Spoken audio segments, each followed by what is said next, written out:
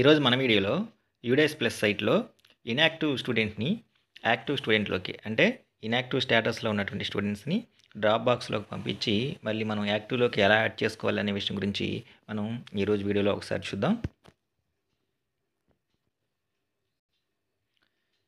ఇందుకు సంబంధించి official website అయినటువంటి UDISE plus student module Google సెర్చ్లో యూడేస్ ప్లస్ స్టూడెంట్ మాడ్యూల్ అని టైప్ చేయగానే మనకి స్క్రీన్ మీద కనపడుతుంది. ఈ లింక్ని మీకు డిస్క్రిప్షన్లో ఇస్తాను. దాని మీద క్లిక్ చేయగానే డైరెక్ట్గా మీరు లాగిన్ పేజ్కి రీడైరెక్ట్ అవుతారు. ఇక్కడ మనం ఈ ఇన్యాక్టివ్లో ఉన్నటువంటి స్టూడెంట్స్ని యాక్టివ్లోకి మార్చుకోవడానికి ముందుగా ఇక్కడ సెలెక్ట్ స్టేట్ టు లాగిన్, దీన్ని మనం స్టేట్ సెలెక్ట్ చేసుకుంటాము. గో అని మీద ప్రెస్ చేసిన తర్వాత ఇక్కడ లాగిన్ పేజ్కి మనం రీడైరెక్ట్ అవుతాము.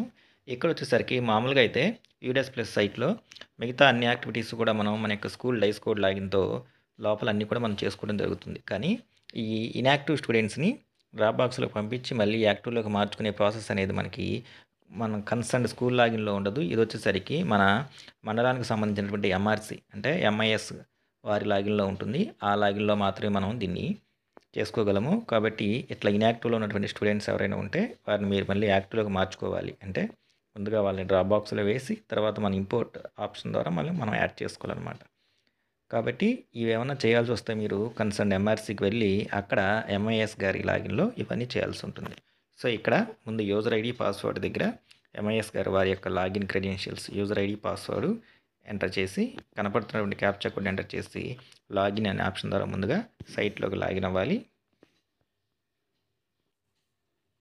అలా లాగిన్ క్రెడెన్షియల్ ఇచ్చిన తర్వాత లాగిన్ అయిన తర్వాత ఇక్కడ వచ్చేసరికి మనకి అడ్మిన్ ప్యానల్ అని చెప్పేసి ఉంది. ఈ అడ్మిన్ ప్యానల్ దీని మీద మనం ప్రెస్ చేయాలి. ఇప్పుడు వచ్చేసరికి మనకి ఈ యొక్క ఇన్యాక్టివ్ స్టూడెంట్స్ ఎవరైతే ఉన్నారో వాళ్ళని మనం యాక్టివ్లోకి మార్చుకోవాలి అంటే ఫస్ట్ వాళ్ళని డ్రాప్ బాక్స్లో పెట్టుకోవాలి. డ్రాప్ బాక్స్లో పెట్టుకున్న తర్వాత మాత్రమే మనం ఇంపోర్ట్ ఆప్షన్ ద్వారా మనం ఇంపోర్ట్ చేసుకోవాల్సి ఉంటుంది అన్నమాట. కాబట్టి ఇక్కడ inactive student to drop box అని చెప్పేసి ఆప్షన్ ఉంది ఎంఐఎస్ గారి లాగిన్లో. దీని మీద మనం ప్రెస్ చేయాలి. ప్రెస్ చేసిన తర్వాత ఇక్కడికి వచ్చేసరికి కన్సర్న్ స్టూడెంట్ యొక్క పెన్ నెంబర్ని ఇక్కడ మనం ఎంటర్ చేయాలి.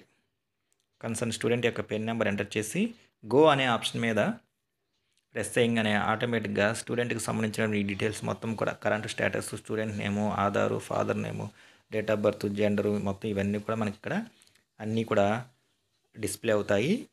ఈ పక్కన వచ్చేసరికి అవి డిస్ప్లే అయిన తర్వాత ఇక్కడ మనల్ని ఒక నోటిఫికేషన్ అడుగుతుంది.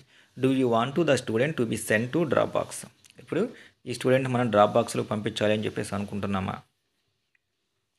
కింద మార్క్ యాక్టివ్ అని చెప్పేసి ఆప్షన్ ఉంది.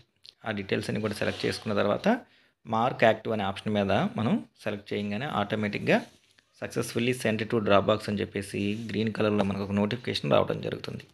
అలా నోటిఫికేషన్ వచ్చిన తర్వాత ఆ స్టూడెంటు మన స్కూల్లో ఉన్నటువంటి డ్రాప్ బాక్స్లోకి వెళ్ళటం జరుగుతుంది. డ్రాప్ బాక్స్లోకి వెళ్ళిన తర్వాత ఇంకా మనం ఇప్పుడు ఆ స్టూడెంటు ఇన్యాక్టివ్ నుంచి డ్రాప్ బాక్స్లోకి వెళ్ళాడు. డ్రాప్ బాక్స్లో నుంచి మనం ఇంపోర్ట్ మాడ్యూల్ ద్వారా పెన్ నెంబర్ సహాయంతో మనం ఏదైతే క్లాసులోకి యాడ్ చేయాలనుకుంటున్నామో ఆ క్లాసులోకి యాడ్ చేయొచ్చు అనమాట. సో ఈ విధంగా ఎవరైతే స్టూడెంట్స్ ఇన్యాక్టివ్లో ఉన్నారో ఆ కన్సర్న్ స్టూడెంట్స్ అందరినీ కూడా మనం కన్సర్న్ ఎంఆర్సి ఆ లాగిన్లో మనం ఎంఐఎస్ గారి యొక్క లాగిన్ నుంచి ఇన్యాక్టివ్ నుంచి యాక్టివ్లోకి మార్చి అంటే డ్రాప్ బాక్స్లో వేసి ఆ తర్వాత ఇంపోర్ట్ మాడ్యూల్ ద్వారా మనం వారిని కన్సర్న్డ్ క్లాస్కి లేదా సెక్షన్కి యాడ్ చేసుకోవచ్చు. ఈ విధంగా ఇన్యాక్టివ్ స్టూడెంట్స్ని యాక్టివ్లోకి మనం మార్చుకోవచ్చు.